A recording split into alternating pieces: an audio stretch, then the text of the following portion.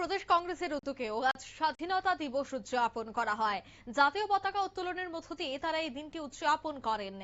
দেখাবো সেই ছবি, একেবারে ত্রিপুরা প্রদেশ কংগ্রেস ভবন, যেখানে আপনারা দেখতে পাচ্ছেন যে স্বাধীনতা দিবস উদযাপন তারা করেন। ৮০তম এই দিবসটি উদযাপিত, যেখানে উপস্থিত ছিলেন কংগ্রেস সভাপতি আশিস কুমার সাহা, কংগ্রেস দলের বিধায়ক সুদীপ রায় বর্মন, বিধায়ক গোপাল চন্দ্র রায় সহ অন্যান্যরা।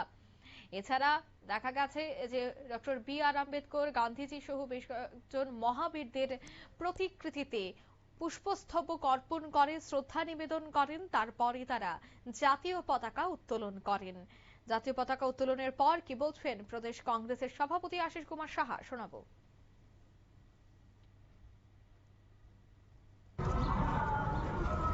৮০তম স্বাধীনতা দিবস উদযাপন উপলক্ষে সমগ্র রাজ্যবাসীকে প্রদেশ কংগ্রেসের পক্ষ থেকে শুভেচ্ছা অভিনন্দন জ্ঞাপন করছি।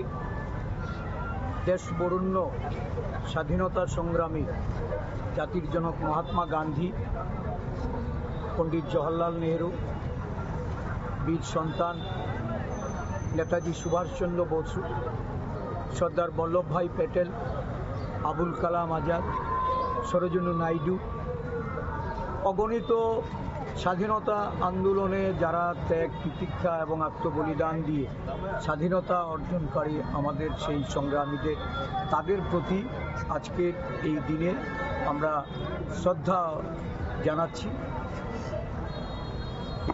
শহীদের রক্তে এই দেশের স্বাধীনতা অর্জন করে যারা ১৪০ কোটি নাগরিককে উপহার দিয়েছেন, আজকে এই দেশে মনীষীদের তাদের অবমাননা করা, তাদের অপমান করা, তাদের প্রতি অবিচার, এটা সমগ্র ভারতবর্ষই লক্ষ্য করছে। আজও ব্রিটিশের দালালরা এই দেশে।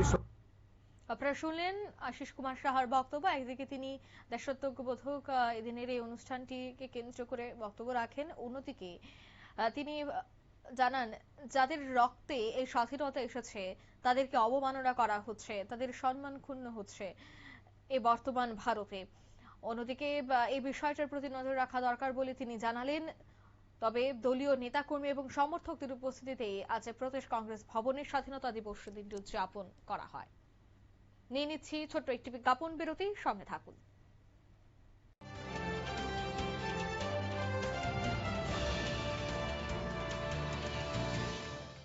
আপনি কি